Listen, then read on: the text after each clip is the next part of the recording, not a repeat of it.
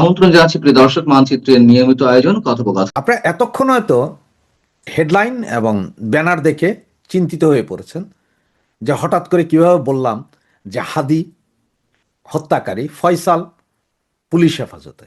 জি, আপনি যেটা শুনছেন সেটাই সত্য। তার কারণটা কি আমি আপনাদেরকে বলি। ঠিক হাদিকে গুলি করার পরপর 24 ঘন্টাও যায়নি, 6 থেকে 7 ঘন্টার ভেতরে আমেরিকা থেকে জুলকারনাইন সায়ের সে বলে দিল যে হাদি হত্যাকারীরা ইন্ডিয়া পালিয়ে যাচ্ছে, কিন্তু পুলিশ প্রশাসন সেটা ধরতে পারেনি। এবং পরবর্তীতে আপনারা দেখলেন যে হাদির হত্যাকারীদেরকে ফিরিয়ে দেওয়ার দাবিতে আমাদের পররাষ্ট্র উপদেষ্টা ইন্ডিয়ান হাই কমিশনারকে ডেকে অনুরোধ জানিয়েছেন।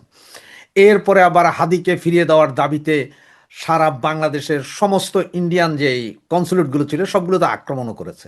এরপরও হাদির হত্যাকারীর কোনো আসলে হদিস নেই, সে আসলে কোথায় আছে। ইন্ডিয়া বলেছে যে তাদের এখানে তারা এখনো কাউকে ধরেনি অবৈধ অনুপ্রবেশকারী, কারণ Indian border totally sealed up. তাহলে বাংলাদেশ বর্ডারও সিল্ড আপ। এবং পাকিস্তানের একটা পত্রিকাতে আপনারা গত 2 দিন আগে দেখবেন যে বাংলাদেশ সেনাবাহিনী বিজিপি মিলে আমাদের যত সমস্ত অস্ত্র আছে সবগুলো নাকি ইন্ডিয়ান বর্ডারের কাছে নিয়ে গেছে। সেইখানে আপনার তুর্কি থেকে পাওয়া বিভিন্ন গাইডেড মিসাইল, যেগুলো নির্ভুল নিশানা, এগুলো সব নাকি ওখানে হাজির। তাহলে বাংলাদেশ সেনাবাহিনীও পুরোটা আসলে গত 2 সপ্তাহ ধরে বর্ডারে হাজির। তাহলে এই ভাই কই থেকে পালাইলেন? এটা যেমন একটা ওয়ান্ডারফুল কোয়েশ্চেন। এবং আরেকটা ইনফরমেশন, যেটা 176 কোটি টাকার চেক পাওয়া গেছে ফয়সালের বাড়ি থেকে, বোনের বাড়ি, মামার বাড়ি, খালার বাড়ি, সব জায়গা থেকে। সেইটা কোন ব্যাংকের চেক বা কিসের চেক এইটা কিন্তু বলেনি। এবং যতটুকু ইনফরমেশন আছে সেটাতে হাবিব ব্যাংকের 16টা cheque. Habib bank, Habib bank limited, যেটা পাকিস্তানের হাবিব ব্যাংক, বাংলাদেশ আছে মতিঝিলে একটা শাখা আছে, সেইটার 16টা চেক পাওয়া গেছে ফয়সালের বাড়িতে। এবং এনবিপি, ন্যাশনাল ব্যাংক অফ পাকিস্তান, এইটার পাওয়া গেছে 13টা চেক।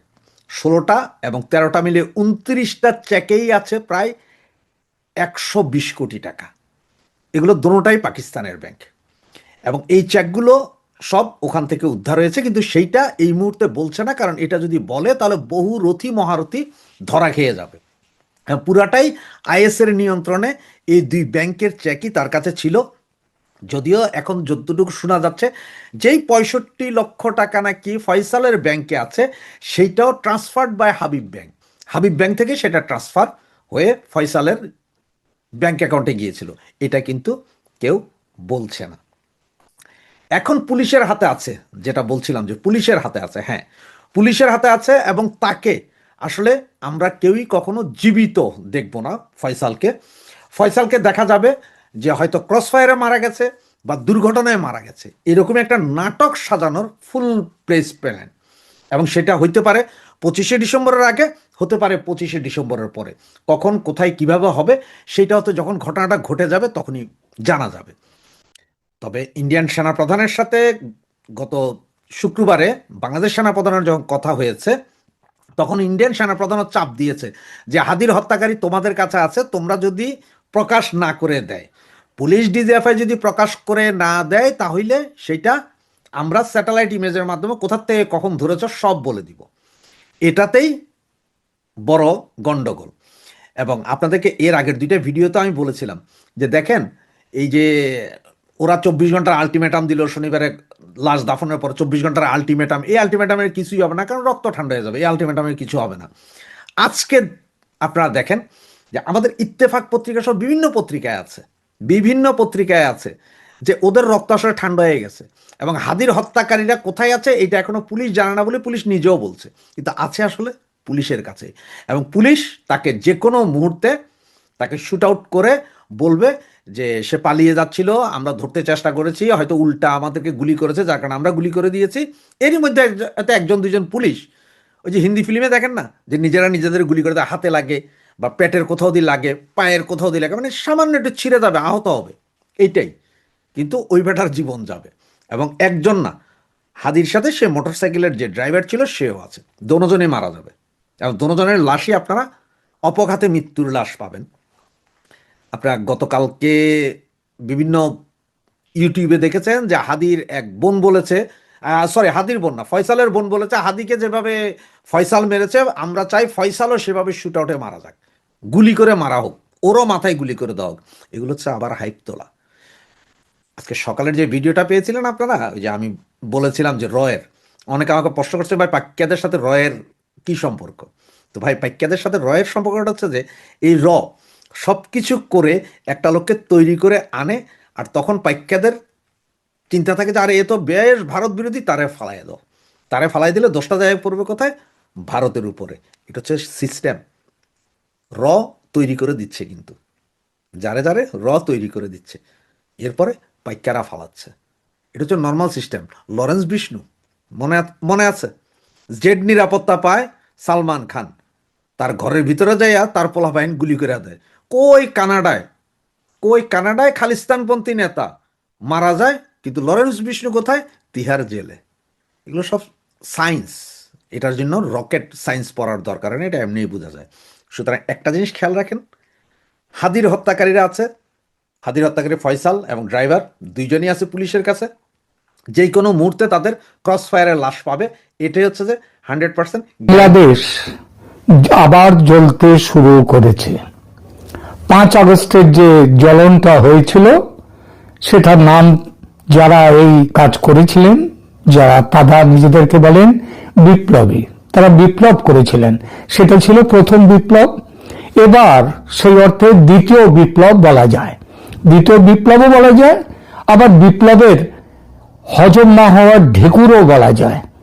এই ঢেকুরটা কেন উঠছে এই জন্যেই যে আজকে দেখবেন বাংলাদেশকে তো একেবারে শেষ করে ফেলা যায়নি, একেবারে তো ইসলামী রাষ্ট্রে তো পরিণত করা যায়নি। তো সেই ইসলামী রাষ্ট্রে পরিণত করার জন্য এবার আবার নতুন করে আবার যে দ্বিতীয় ধাপের আন্দোলনটা শুরু হয়ে গেছে এবার, এবং এবারে দেশটাকে পুরো ইসলামী দেশ করে নেয়ার জন্যেই এবার ঠিক সেইভাবে নেমেছে সমস্ত পক্ষ। ইনকিলাব এবারের যে ঘটনাটা ঘটছে তার মূলে কি আছে? তার মূলে মানে যেটাকে বলা হয় বারুদের স্তূপে যেটা আগুনের শলাকা দেয়া, সেই শলাকাটা হচ্ছে ইনকিলাব মঞ্চের মুখপাত্র এবং জাতীয় সংসদ নির্বাচনে ঢাকা 8 নম্বর আসনের সম্ভাব্য স্বতন্ত্র প্রার্থী, তিনি দলীয় নন, স্বতন্ত্র প্রার্থী শরীফ ওসমান হাদির, তার মৃত্যুর পর ইনকিলাব মঞ্চ এবং এর সহযোগী সংগঠনগুলো এই দেশ জুড়ে এই নতুন ভাবে আবার আগুন জ্বালাচ্ছে। এবং এই আগুনে ইতিমধ্যেই পুড়েছে যে সংগঠনগুলো, বেশ কিছু আওয়ামী লীগের বাড়ি পুড়ছে, অফিস পুড়ছে, ওগুলো তোকে তো ধরে নেওয়া যায় যে ওগুলো ফ্যাসিস্টদের বাড়ি। সুতরাং পোড়ানোর অধিকার এই যারা এখন আছে তাদের আছে, তাই সে দেশের সম্পত্তি হোক আর যাই হোক, দেশে আইন, এটা আইন অনুযায়ী বাড়িগুলো পোড়ানো হচ্ছে না নিশ্চয়ই। তার জন্য সরকার কি সেই বাড়িগুলো রক্ষার কিছু দেখছে? না, দেখেনি। 32 নম্বরকে যখন ভাঙা হলো তখন তো কেউ দেখতে আসেনি। সুতরাং 32 নম্বরে যদি কেউ না আসে, এখনো কেউ আসবে না। এবার তার উপরে সব থেকে আর একটা বড় যে আনন্দের ঘটনা, যারা বিপ্লবী, এই নতুন বিপ্লব, নতুন ধরনের ইসলামী বিপ্লবের যে বিপ্লবীরা, তারা ছায়ানটকে শেষ করে দিয়েছে। ছায়ানট হচ্ছে এই পশ্চিমবাংলায় যেমন আছে রবীন্দ্র সদন, যে সেটা সরকারের, সেটা কিন্তু সরকারের নয়, কিন্তু বাংলাদেশের সাংস্কৃতিক জগতের সেটা ছিল প্রাণ কেন্দ্র। এটা সরকার টাকা দিয়ে এই বাড়ি করেনি যে আওয়ামী লীগ এই বাড়ি করেছে সুতরাং দাও ফুরিয়ে, তা নয়। এখানে বিভিন্ন সাংস্কৃতিক কাজ হতেন, এবং যতদূর আমার মনে পড়ছে যে রেজওয়ানা বন্যা, তিনি তার উদ্যোগে প্রধানত, যিনি পশ্চিমবঙ্গ থেকে, ভারত থেকে মানে বিখ্যাত রবীন্দ্রসঙ্গীতের যে শিল্পী, যদি হাতে গোনা কয়েকজন শিল্পী দুই বাংলা মিলিয়ে গুনতে হয়, তার মধ্যে একজন হচ্ছেন রেজওয়ানার নাম, তার মধ্যে আসে রেজওয়ানা বন্যা, তার নাম আসে। তো তিনি তার মূলত উদ্যোগ এবং তার প্রধানত তার উদ্যোগে, আমার যতদূর জ্ঞান ভুল হতেও পারে মাফ করবেন, ছায়ানট তৈরি হয়েছিল। এটা কোনো রাজনীতির কোনো গল্প এখানে ছিল না, এখানে নাচ গান বিভিন্ন সাংস্কৃতিক অনুষ্ঠান এগুলো হতো। এই ছায়ানটকে ধ্বংস করে দেওয়া হয়েছে। কেন ধ্বংস করা হয়েছে? কারণ বাংলাদেশের নতুন শাসক হয়ে যারা আসতে চাইছে তারা তো নাচ গানের বিরুদ্ধে, এগুলো ইসলাম সম্মত নয়, সুতরাং নাচ গান চলবে না, মেয়েদেরকে ঘরের মধ্যে বন্ধ করতে হবে। এই তো হচ্ছে এখনকার এই বিপ্লবীদের মূল ধ্যান ধারণা। তো সেই ছায়ানটকে ভেঙে দেওয়া হয়েছে এবং যেটা আওয়ামী লীগের 15 বছরের ফ্যাসিস্ট আমলেও যেটা হয়নি কোনোদিন, সেটাও এবার হয়েছে। কি দেখুন, ওই যে প্রথম আলো এবং ডেইলি স্টার, তাদের অফিসের সামনে অফিস ভেঙে পুড়িয়ে দেওয়া হয়েছে এবং সেখানকার কর্মচারীরা প্রাণ ভয়ে তারা পালাতেও পারেনি বাইরে, এবং সেখানে দমকলকে পরে সিঁড়ি লাগিয়ে খুব হাই স্কেলের সিঁড়ি লাগিয়ে তাদেরকে উদ্ধার করতে হয়েছে। আপনাদের হয়তো মনে আছে 2024-এ এই ফ্যাসিস্ট হাসিনাকে হটিয়ে যে গণতান্ত্রিক বিপ্লব হয়েছিল, সেই গণতান্ত্রিক বিপ্লবের ঠিক পরে পরেই প্রথম আলোকে তার মুখ বন্ধ করার জন্য, ডেইলি স্টারের মুখ বন্ধ করার জন্য তাদের অফিসের সামনে গরু জবাই করে বিরিয়ানি রেডে ভোজ করা হয়েছিল, মনে আছে? ভাববেন সেই কথাটা। আজকে তাদের সেবার বিরিয়ানি খেয়েছিল তার সামনে, আজকে সে বাড়িতে আগুন লাগিয়ে দেওয়া হয়েছে। সংবাদপত্রের স্বাধীনতা শেখ হাসিনার আমলে ছিল না, এই আমলে কতটা আছে তার একটা বড় প্রমাণ এটা। শুধু এটা নয়, খুলনায় সাংবাদিককে হত্যা করা হয়েছে এবং এছাড়াও বিভিন্ন জায়গায় সাংবাদিকরা তারা পালিয়ে বেড়াচ্ছেন। সাংবাদিকরা, এই সরকার এসে সংবাদপত্রকে তো একেবারে নিজেদের কি বলবো পকেটে পুরে নিয়েছিলেন, তার বাইরে যে 2-4 জন সাংবাদিক ওই বিভূরঞ্জন বাবুর মতো যারা ছিলেন, তাদেরকে এখন প্রাণ ভয়ে পালাতে হচ্ছে। বিভূরঞ্জন পালাবার সুযোগ পাননি, তার লাশ পাওয়া গিয়েছিল মেঘনায় ভেসে থাকতে। আর এরা পালিয়ে যদি বাঁচতে পারেন তো ভালো, নইলে এদের লাশও কর্ণফুলীতে মেঘনায় সেখানে ভাসতে থাকবে। তো এবারে এই যে মহান বিপ্লব বা বিপ্লবের ঢেকুর যেটাই এবার উঠছে, এর মূল কারণ হচ্ছে শরীফ ওসমান হাদির মৃত্যু। এবং তারপর এই মৃত্যুর পর তার সঙ্গে যেসব যারা আছে, কারা আছে নাম করার মধ্যে, তো তারা বিপ্লবী ঐক্য মঞ্চ টঞ্চ কি সব করেছে। তো মূলত এনসিপির নেতাদেরকে তো সামনাসামনি দেখা যাচ্ছে, জামাত পেছনে আছে, খুব ভালোভাবে আছে। অ্যাকচুয়ালি জামাত হচ্ছে ব্যাটারি, একটা যখন রোবট চলুক আর যাই চলুক তার তো যেমন ব্যাটারি চার্জিং এর দরকার হয়, জামাত হচ্ছে ওই ব্যাটারির কাজ করে। তারা সমস্ত সবাইকে ব্যাটারি দিয়ে রেখে দিয়েছে। এইবার তারা এই হাসনাত, ওই যে সার্জিস, ওরা সেই অনুযায়ী কাজ করে যাচ্ছে। তো গত এরা করেছে কি, এরা যে 15 দফা শরীফ ওসমান হাদির 12ই ডিসেম্বর ঢাকার বিজয়নগরে তিনি গুলিতে নিহত হয়েছিলেন, নিহত নয় আহত হন সেদিন, এবং গতকাল 18ই ডিসেম্বর সিঙ্গাপুর জেনারেল হাসপাতালে চিকিৎসাধীন অবস্থায় তিনি ইন্তেকাল করেন। তার এই মৃত্যুর প্রতিবাদে ইনকিলাব মঞ্চ, জাতীয় নাগরিক পার্টি এরা এবং জুলাই গণ অভ্যুত্থানের পক্ষের বিভিন্ন ছাত্র জনতার সংগঠন একতাবদ্ধ হয়ে বিক্ষোভ শুরু করেছে এবং শাহবাগে আয়োজিত সমাবেশ থেকে তারা 15 দফা দাবি জানিয়েছেন। এই প্রসঙ্গে একটা কথা বলি, ছাত্র জনতা গত বছর জুলাই আন্দোলনে যারা ছিল তাদের অনেকের ওপরেও এখন আক্রমণ হচ্ছে এবং তারাও প্রাণ ভয়ে পালিয়ে যাচ্ছেন। এনসিপির এক নেত্রী, তাকে তো গলায় দড়ি দিয়ে তিনি আত্মহত্যা করেছেন নাকি তাকে মেরে ঝুলিয়ে দেওয়া হয়েছে, সে বিচার আমি যাচ্ছি না, কারণ সে বিচার করার এখান থেকে তো আমার পক্ষে উপায় নেই। আর বাংলাদেশের এখন যা অবস্থা, তাতে ওইসব পোস্টমর্টেম ওইসব অকারণ কাজ করে কেউ সময় নষ্ট করতে চায় না।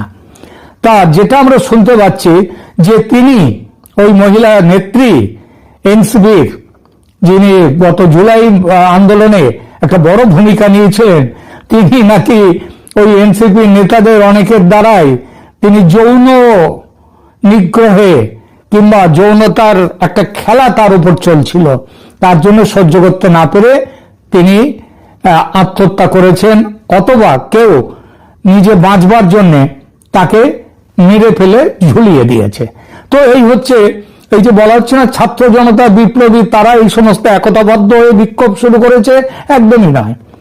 এবং গত জুলাইতে যারা এই বিক্ষোভ, তখনকার বিক্ষোভ আন্দোলনের মধ্যে ছিল, তাদের বেশিরভাগই এই আন্দোলন থেকে সরে গেছে।